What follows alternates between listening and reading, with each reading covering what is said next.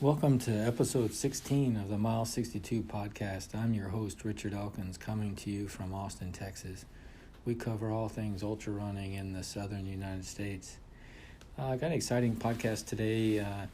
We talk about health, talk about diets, what many call the diet wars, an update on my fitness, my updated race schedule, and my preparation for Jackalope Jam, which is coming up tomorrow. So I'm recording this on Thursday, a rainy Thursday here in Austin, Texas.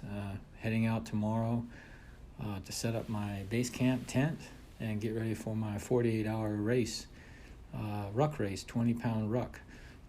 Like I said before, I'm using a Go Ruck, specialized speed ruck, they call it, with a 20-pound metal plate. I think I'm prepared. My fitness is good. I've been running a lot, biking a lot. Last week I logged 50 miles run, 50 miles bike, and on the bike that's a mountain bike, so I've gotten some really good fitness in and feel pretty good. Took a few days off this week to heal up my body. It's a little banged up. My right knee's a little banged up, but I feel good now and ready to go. One thing I've done is updated my diet, which I'll go into a little bit later when I get into the diet portion of the podcast. My race schedule as it stands, like I said, I'm doing the Jackalope Jam this weekend, and then I've changed. I'm not doing the Brazos Bend 100K in April anymore because I have a wedding that day. Didn't realize that before. I'm going to my nephew's wedding. But I'll be doing the Coyote 50 mile in Claiborne, Texas on April 18th. And then most of the summer months I haven't got anything planned yet, but I may do some Spartan races. Not sure yet. Or I may not race at all. I do have in August 15th, I have Habanero 100, which it's going to take a lot of preparation for that. I've done that race twice before at the 50 and 100K level, but I've never tackled the 100 mile. And then in October, I've got Taco Loco, which is in San Antonio. That's 100K. Then in December, I have Brazos Bend 100 mile. So I've got some big races this year. So I'm excited about that and been kind of fine-tuning my fitness and diet, added weight training, trying to get prepared. And I've been increasing my miles per week, which I mentioned in the previous podcast. Talk a little bit about my diet. There are a lot of diets out there, and what I'd like to say is you need to do the diets best for you. I've tried many, and I'll give you my spin on it from my personal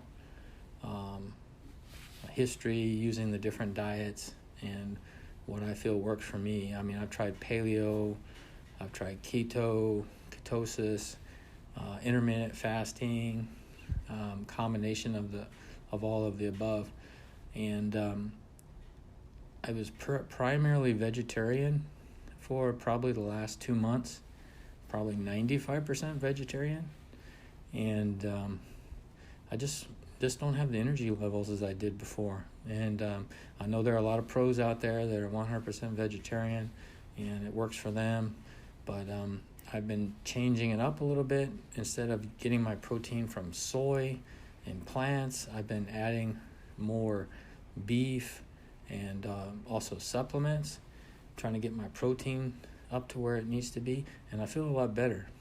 So I would say right now that I'm probably 80% vegetarian, 20% bringing in animal beef and whey protein, some soy protein, but I need to keep my protein level up, based on 0.7 grams per body weight.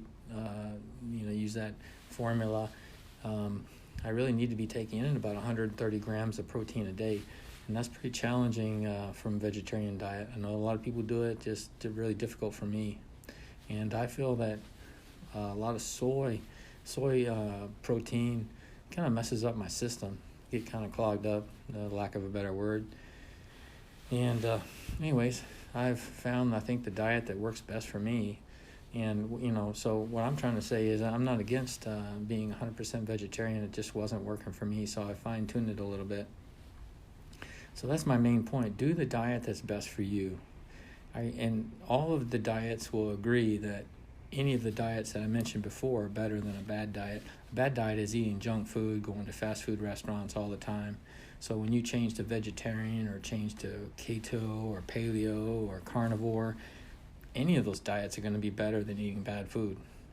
And one thing that all the diets agree is that you should eliminate sugar. Try to get most of your sugar from fruits and vegetables. You try to keep your sugar intake low, and then refined carbs. Try to keep those low too. Carbs are not bad for you, which I'll go into in a minute, but try to keep those at a low level, and you'll benefit from that. One interesting thing about the carnivore diet, which there's a lot of talk about right now, is that with the carnivore diet, you're eating only meat every day, and one of the things that they have found is people on a carnivore diet, which I'm not suggesting you go on a carnivore diet, but one of the things that they have found is that their autoimmune system is working better, no back pain, no arthritis. And the reason they know that is because carnivore diet eliminates all these other variables, no plants, no fruits, no nothing. So what they're learning from the carnivore diet is that there could be allergies out there which are causing a lot of problems in our body. People are getting inflammation from wheat, from some plants. They don't know which ones. Stephanie Bruce, one of the top marathon runners, she improved her marathon time by 12 minutes by just going gluten-free. It worked for her. I've actually tried gluten-free products, and they're terrible for me. It just clogged me up, and I just like gluten-free bread. Just tastes terrible, and it just doesn't work for me. But it works for her. So getting back to my original point, do the diet that's best for you, but don't choose a bad diet. And bad diets, donuts, fast food, crap. Try to eat a healthy diet. So whether or not you want to focus on paleo or intermittent fasting, which I do a lot, I think it works very well for me. I'm on a 16-hour fasting window, and that means 8 hours feeding window. And I set it so where that I'm feeding from 10 o'clock to 6 o'clock every day. That's also during my exercise period. I exercise at lunch, and then on the weekends I adjust the window so that I can eat before I exercise. But I have seen a lot of benefits from that. They say that your mitochondria replaces old cells, and your body gains a lot of benefits from intermittent fasting. So I'm using an 80-20 diet, keeping my protein level up to about 130 grams. One thing about protein that you need to keep in mind is you can only digest about 30 grams at a sitting. So you don't want to try to eat 100 grams of protein at one time. The body just will toss most of it. So that's important to know. So I'm doing 80-20%, whey protein, beef protein, and also some carbs. And the rest is vegetarian diet. And then I'm also doing intermittent fasting. This is working good for me, and I've tried a lot of different diets. Do what's best for you, and that's the best thing I can tell you. And you can buy a lot of these products, supplements like whey protein, for very cheap, like at Costco. They're very good quality. You can buy many pounds for $20. Whereas some of the big running brands like Hammer, they sell Recoverite, Tailwind sells Rebuild. A lot of these ingredients are in the stuff that you can buy at Costco. The key ingredients are. So don't waste your money on those expensive brands. Same thing, I use glucosamine sulfate, which in turmeric, can't even pronounce it. Turmeric root. You can buy these at Costco. It's the same key ingredients with if you buy Hammer, Tissue Rejuvenator. These are good supplements. They replacing, adding the same chemical that's being used by your joints. So proven to work in humans and animals. Anyways, you can, if you're clever about it, you can buy them at Costco or online in bulk. Same quality, much cheaper, instead of buying them from these name brands. And the next thing I want to talk about is 20 nutrition myths that just won't die. I'm not the first person to talk about this. This is actually published by Examine.com. It's written by Michael Hull in February of this year. Actually it's updated a few weeks ago. Ryan Hall, everybody knows him, he's the greatest marathoner of all times. He did a podcast on this, and I like to go over it again because Ryan Hall's podcast is for road running. So most of my listeners don't listen to the road running podcast. So I'd like to go over it again and on my podcast, and then also give my spin on some of these things. So let's start now. So 20 myths that won't die. The first myth is that protein is bad for you. We hear this all the time. Protein has often been accused of harming bones and kidneys. Let's go over the first one, bone loss. What happens is that when you ingest more protein, you absorb more of the calcium in your food. So less calcium ends up in your feces. Later, your body gets rid of the calcium it doesn't need, so more calcium ends up in your urine. But not as much as you would have otherwise ended up in your feces. Therefore, an increase in protein intake leads to overall decrease in calcium excretion, which points to an increase in calcium retention. So all the evidence suggests that protein actually has a neutral or even protective effect on bones. So yes, it does change, it causing some changes in levels in calcium, but the end effect is the effect is neutral or even a protective effect on your bones. All the studies that they're using to gather this data is linked on the Examine website. It's really good stuff. The other one, kidney damage. People mention this glomerular filtration rate, or people commonly call it GFR. In conclusion, random trials thus far have showed that high proteins to harm the bones or kidney will not harm healthy adults. The truth is, protein, even in large amounts, isn't harmful to your bones or kidneys unless you suffer from a pre-existing condition. So there are some exceptions, but protein's good for you. Your body needs it. And like I said before, the optimal amount of protein is 1.4 to 2.4 grams per kg. That works out in pounds as 0.64 to 0.73 per pound. So figuring out my own, I weigh about 195. I'm a big runner. If I multiply that times 0.7, which is someone that's an athlete that's working out a lot, I need 136 grams per day. That's a lot. So I need to take in protein and also whey protein and make sure that I hit the targets that I need to, paying attention. So I think it's pretty clear that protein is good for you and it's needed by your body, especially for recovery. If runners, we need to recover, and we're always looking for ways to recover quicker, because as you get older, recovery is the toughest thing to deal with, because you want to get out there and you want to run again, or you want to race again, but you can't do it if you're all beat up. So you need to give your body what it needs, sleep and the nutrients and food that it needs. Myth 2, carbs are bad for you. We hear this all the time. I must admit that I also said this for a long time. I always try to keep my carbs low. And the truth is, if you keep your carbs low, you will lose weight, but your body needs carbs. And, for decades, fat was the enemy. Today, there's a new scapegoat, carbs. Vilifying carbs and insulin seems to be getting more popular by the year. And people are always talking about the glycemic index and insulin index and ranking different foods and all that. But bottom line is, eating less carbohydrate, especially processed carbs, can be helpful if it helps you eat healthier.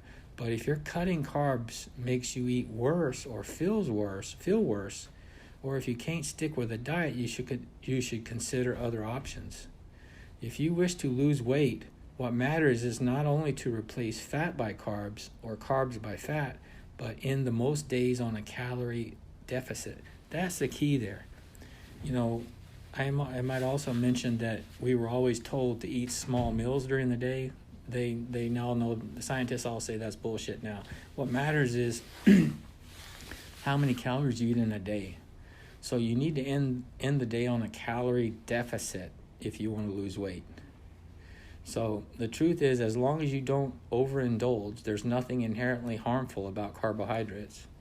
And, like I said before, my opinion is my body doesn't process carbs too well. So I try to keep them on the low level. But I need carbs. Otherwise, I just don't have the energy. So I typically eat most of my carbs in the morning. And then in the afternoon and evening, very little or none.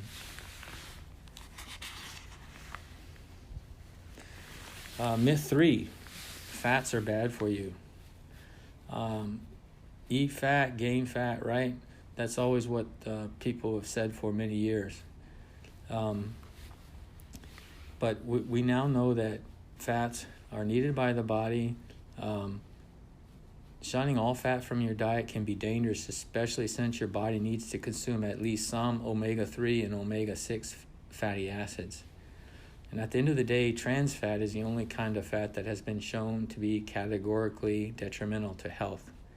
And most products have eliminated trans fat, but what you need to know is that if a product has less than 0.5 grams per serving, the manufacturer doesn't have to list it on the product. So there are some products that still have some trans fat, so you have to be very careful about that. And you just have to investigate, because sometimes they don't even have to list it on their product. One thing I'll mention about fats is there was one, to give you an idea of how important fats are. Back in the 1800s, there was a famous Arctic expedition called the Gili Arctic Expedition. That's where the term rabbit starvation or protein poisoning started being recognized. And on that expedition, there were, of the 25 people on the expedition, only 6 survived. And the reason was they were eating rabbits, and rabbits have no fat. And so they got protein poisoning and no fat in their diet. They weren't able to survive, so it didn't matter how many rabbits they were eating. They just had no fat in their diet. And one thing Eskimos and people that live up north talk about all the time is that they'll eat a lot of fat in their diet. They get it from seals or whatever. So fat is very important in your diet. So we do need fat in our diet. Myth 4, egg yolks are bad for you. I must admit, I thought the same thing. Yes, foods high in cholesterol can increase your LDL, but cholesterol in most people, but it's fairly small extent on the average. And bottom line is, if you read through all the data, is that the eating a few egg yolks here and there is not bad for you. It actually provides us with a lot of nutrients that we need. And the truth is, eggs are a great source of protein, fats, and other nutrients. Like I mentioned, their association with high cholesterol and cardiovascular disease has been severely overblown. So eating them within reason, no problem. Myth 5, red meat is bad for you. We commonly hear red meat causes cancer. This is an absolute statement, and why, that's why we have so many nutrition myths. Cancer, almost every food they say causes cancer now. It's kind of, I was joking that with someone the other day that I read that coffee is now good for you. It was bad for you for so long. But if you add water has plastic. So, But anyways, they say that the red meat's effect on cancer isn't something to worry about too much. Most of the time, the red meats that are or hydrocarbons, which are bad for us, are found in smoked meats. So if you stay away from the smoked meats, you should be fine. And so the truth is, fears about red meat causing cancer are vastly exaggerated. Like I mentioned, making healthy lifestyle choices such as eating a balanced diet rich in whole foods, staying at a healthy weight, exercising, and not smoking is overall more important than micromanaging your intake of red meat. And like I said, still, if you plan to eat less red meat, start with the kind that has been cured, smoked, or highly processed. So that's the key. Stay away from cured, smoked, or highly processed red meats, and you'll be fine. Myth 6, salt is bad for you.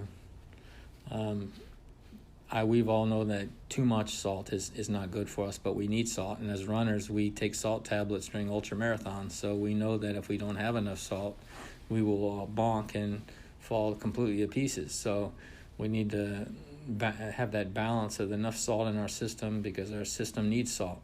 But too much is bad for us. Too little is bad for us. So, some studies have associated excessive salt with hypertension, high blood pressure, kidney damage. But salt is an essential mineral, just like I mentioned, especially for runners. If you don't have enough, you're going to completely balk and not go anywhere. So the truth here is salt reduction is important for people with salt-sensitive hypertension, and excessive salt intake is associated with harm. But a drastic decrease in salt intake has not shown to uniform benefit in clinical trials. Most people will benefit more from a diet of mostly unprocessed foods than micromanaging their salt intake. Highly processed foods have a lot of salt, so we have to be careful there. But like I said, we need salt, especially if we're an athlete, but taking too much is not good for you. So I agree with that. Bread is bad for you. We hear this all the time. I think this is kind of linked to the carbs. And we often hear that, especially white bread, but studies have shown that the differences in white bread to whole wheat bread is very minimal. The truth is, while some people are sensitive to wheat, the gluten content isn't necessarily to blame, and other foods may have also been implicated. Bread nor any other food will inherently cause weight gain unless its consumption puts you in a caloric surplus. So like I said before, you need to end every day in a calorie deficit. If you're eating too much bread, a ton of bread, and it's increasing your calories, and you end up in a calorie surplus, of course it's a problem. And also, though whole wheat bread is claimed to be far healthier than white bread, they aren't that different, and neither contains high level of fiber or micronutrients. So the bottom line is there's not much difference between white bread and whole wheat bread. I prefer whole wheat bread because I think it makes me more regular, and I think other people agree there. And I also just don't like the taste of white bread. But I think this is an important point, is that there's not much differences there.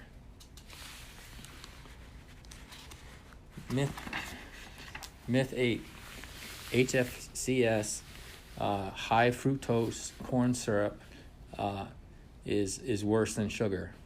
I always thought this, and I was reading some of the studies that have been done, and they have now shown that there's not a whole lot of difference. And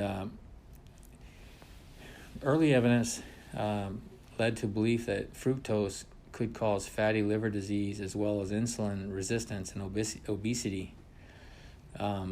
The reality is there isn't always more fructose in HFCS, high fructose corn syrup, compared to sugar. It's sometimes it's almost the same. So the conclusion here is high fructose corn syrup, what they call HFCS, and table sugar are very similar from a health perspective. So the difference is negligible. So bottom line is, like I said in the beginning of the podcast, you should try to eliminate sugar from your diet. You're getting a lot of sugar from fruits and milk and just natural products. You don't need to be eating products that add corn syrup or you adding sugar. It's just there are a lot of diet wars out there and people fighting which diet's best, but they all agree on two things. You should eliminate sugar from your diet, and you should try to reduce refined carbs, which is also causing insulin spikes, like I mentioned before. So I think that's a very good point. So just any kind of sugar is not good for you. Dietary supplements are necessary. This is one that I kind of disagree with, and basically bottom line is the studies are showing that supplements have their use. Some people may benefit from vitamins or minerals, but supplements should complete a healthy diet, not replace it. They're saying that you can get everything you need from just a regular good diet, and that may be the case, but who eats a perfect diet? We all try to, and I need to supplement with protein, and I take vitamins and joint supplements every day. So I think supplements are very beneficial for athletes. If you're living a sedentary life where you're just working, and you're not very active, I think maybe this makes sense. You don't have to take supplements, but this is one that I kind of disagree with.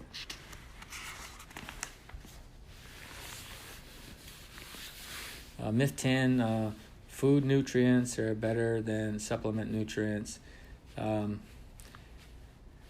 The data shows that this isn't so clear-cut. Some compounds are more effective in supplement form. One example is turmeric. Curcumin, which is the spice from India, which is used in turmeric. If in the supplement, they found it works much better than when it occurs in nature and eaten with plants. And so, with regard to vitamins, foods are not always superior to supplements. So I thought that was very interesting. I would have thought it being the other way around. But the data shows that food nutrients are not always better than supplemental nutrients. And I find that the case with protein. I like whey protein supplements, the high quality whey. It does more for me than plant protein. I know a lot of people out there disagree with me, but I do what's best for me, and I've tried them all, and I've studied them all. I've listened to hundreds of podcasts of athletes talking about what diets are best. There are top athletes out there which are completely vegetarian. It works for them. It just doesn't work for me. I need to be about 80% vegetarian, 20% animal protein. Myth 11, fresh is more nutritious. I can't speak today. This one's very interesting because we would all probably guess fresh is better than canned or frozen, but the study shows that's not true, that frozen is just as good as fresh. And because frozen is generally vine ripened before undergoing minimal processing to freezing. Canned produce is usually vine ripened like produce, but it undergoes a lot more processing. And so, like we said before, anything processed is not as good. So the truth is there's little difference between fresh and frozen produce, nutrient-wise. Canned produce tends to undergo a lot more processing. But remembering that cooking is also a form of processing too. So overall, fresh and frozen produce might be more nutritious than canned produce, but eating enough whole food, fruits, and vegetables is more important than how they're processed. So bottom line is eating vegetables, even if it's canned, is good for you, but the best for you is going to be fresh produce or frozen produce. Myth 12, foods labeled natural are healthier. This is one that they say that data shows out there that a lot of the labels are misleading. They say grass-fed, no hormones, no antibiotics. What really does a natural claim mean? They said it's very confusing. So the truth is, overall, the natural label isn't tightly regulated. Importantly, neither the USDA nor the FDA defines natural in relation to healthfulness of the food. In other words, a natural label doesn't guarantee the product is healthy, though it might be. So you got to take the labeling with a grain of salt. You got to be careful what you're buying. Some things are better to buy organic, for example. There's natural, then there's organic. I buy non-organic if it has a thick skin, like a banana, But something that doesn't really have a skin, I think it's healthier to buy organic. And I would prefer to buy something grass-fed or natural. But if the price is a big difference, I really look at that. So take with a grain of salt some of these labels that say natural. The studies show that sometimes they're not really what they claim to be.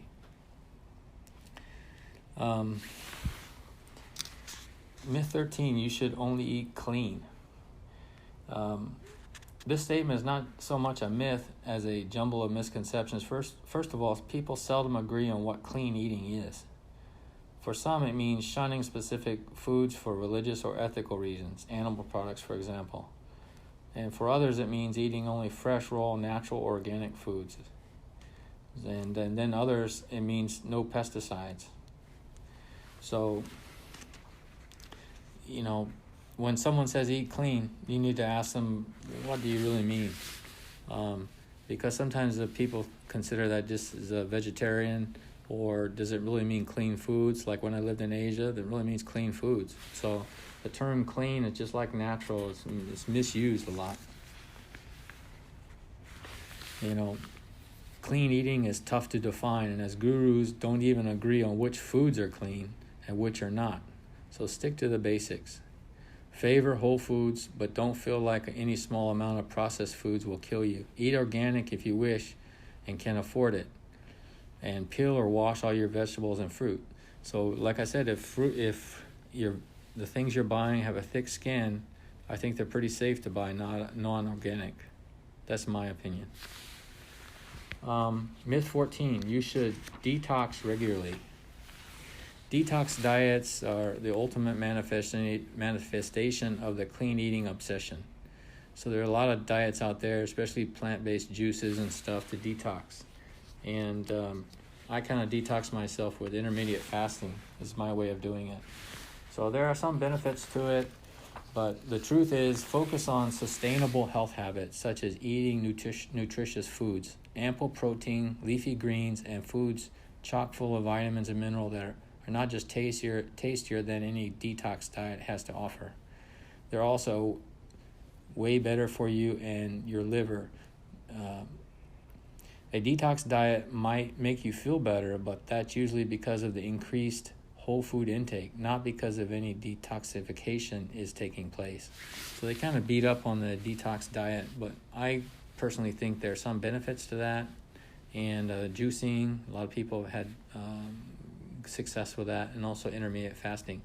But just be careful, be reasonable in how much detoxing you do, I guess is a better way to say it. Myth 15, eating often will boost your metabolism. I kind of talked about this earlier. The calories, you eat in the whole day is more important than, eating several small meals. But what they say is, this is a long, dated myth. People, talk about digestion does raise your metabolism a little bit. So many people believe that eating less food more often keeps your metabolism elevated. So what they found in the study is, however, the size of the meal matters too. Fewer but larger meals means fewer but larger spikes in metabolism. Moreover, some studies suggest that having smaller meals more often makes it harder to feel full, potentially leading to increased food take. Then you're going to end the day in a calorie surplus. So, bottom line is, the truth is digestion does slightly increase your metabolic rate, but your meal frequency will have less effect on your weight than your total caloric content at the end of the day. Like I said before, calorie deficit is what you want, calorie surplus is what you don't want. Myth 16, you shouldn't skip breakfast. This is a very interesting one because we all grew up hearing this. Breakfast is the most important meal of the day. It's something we've been hearing from our parents, doctors, and everyone for forever. Another popular claim is skipping breakfast can crash your metabolism, but studies in both lean and overweight individuals have shown skipping breakfast does not inherently slow your resting metabolic rate, or the RMR. However, the don't skip breakfast mantra might hold true for people with impaired glucose regulation. The truth, bottom line here is, you don't need to eat a breakfast to be healthy or lose weight. You should base your breakfast consumption on your preferences and your personal goals. Feel free to experiment to see what makes skipping breakfast a habit. Like for me, my feeding period starts at 10 a.m., so I don't eat breakfast till 10 a.m. I can only eat from 10 a.m. to 6 p.m. So sometimes I'll run in the morning and do what we call a depletion run. And depletion run is when you run and your body is forced to burn fat, because I haven't eaten since 6 p.m. the day before. And it works fine for me. So I agree with this one. I will also agree that I grew up my whole life thinking that breakfast is so important, but technically it's not. Myth 17, to lose fat, don't eat food before bed. Some studies show a fat loss advantage in early eaters, others in late eaters. Overall, early eaters seem to have a slight advantage. Nothing impressive. So bottom line here is, eating late won't make you gain weight unless it drives you to eat more. Resisting tasty, high-calorie snacks can also be harder after a long day. Bottom line is, like I said before, you need to end the day in a calorie deficit. So if you're eating one time per day, there are a lot of big time athletes. They do intermittent fasting, and their feeding period is at night. And they also call this the warrior diet. It goes back to the caveman days when they eat one time per day. It works fine for them, and they're eating at night. You got to do what's best for you, but the bottom line is the total calories in one day is what matters, so you need to end in a deficit.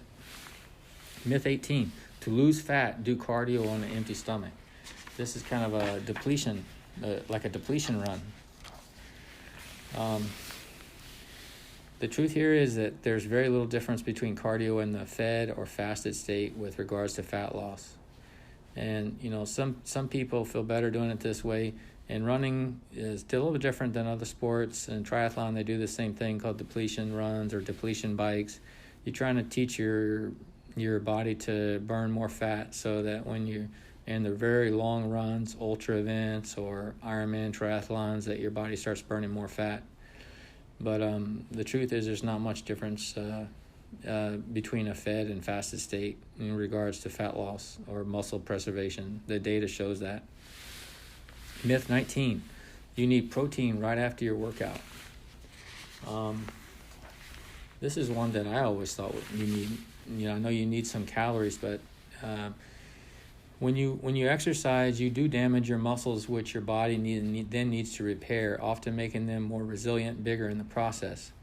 The raw material for this repair is the protein you ingest. And yes, after exercising, your muscles are more sensitive to the anabolic effect of protein, thus creating a still controversial window of opportunity, the anabolic window.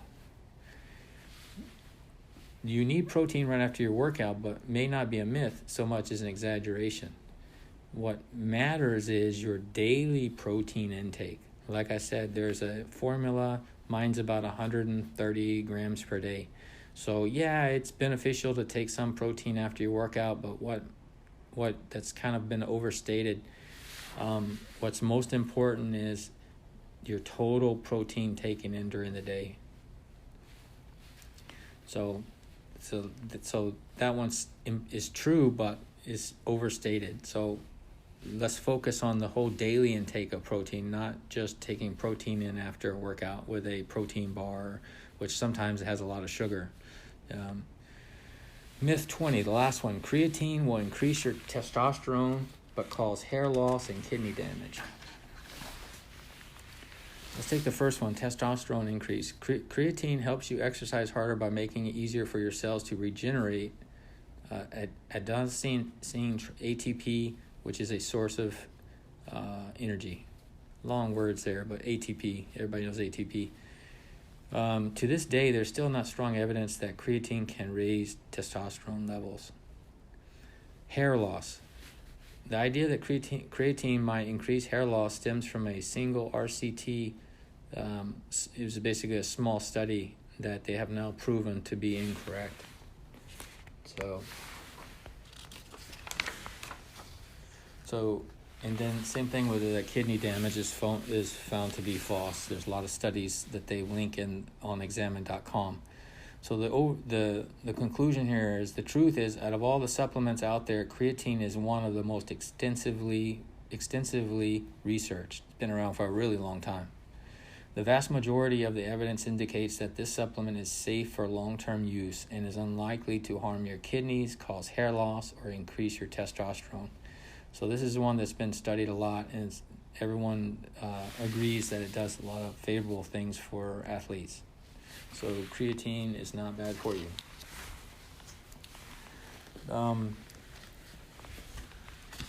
So there we have it. Top 20 nutrition myths of 2020. I hope that you learned something from us going over those together. I know I did. When I first read this, there was some that I really didn't believe until I read and checked some of the data. But like I said, all diets are an improvement compared to a bad diet. So if you go from eating junk food and you go to paleo or keto or pure vegetarian diet, doesn't matter what diet you go on. Any diet is going to be a better diet than eating a bad diet. Where the debate comes in is between the good diets. And what I say for you is, I know there are some environmental benefits for going pure vegetarian, but I think as long as we're reasonable and we do what we can for the environment, you need to do what's also best for you. And for me, it looks like about an 80-20% or 90-10. I'm variant, still learning, but I'm using intermittent fasting probably 3 or 4 days a week. I don't do too much of it on the weekends because my workout timings change too much, but I find it very useful during the week. And I feel much better, and I don't feel terrible by, stop eating at 6 p.m. and not eating until 10 a.m. I get up at 5 a.m., drink coffee, but I don't eat anything until 10 a.m. I do that every day, and the only exception being some on the weekends. So do what's best for you. If you have any questions or feedback on what works best for you, please send me an email. You can send me an email at runnerrwe@gmail.com. And you can follow me on social media at runnerrwe on Instagram, Twitter, and Facebook. I'm also on TikTok. That's all runnerrwe. You can find me pretty easy. I'm on Strava under Richard Mile 62 podcast. I'd like to also ask you that if you would leave me a review on iTunes and subscribe. It helps me out a lot. It gives me traction for my podcast, and other people can find me. I'd also like to thank my sponsors, which is Ultra Aspire for lighting and hydration, and Squirrel's Nut Butter for chafing cream. And I plan to have another podcast early next week. I'll tell you how I did in Jackalope Jam 20-pound ruck race, and wish you a great week running and great time this weekend if you're racing this weekend. Talk to you soon. Enjoy your running.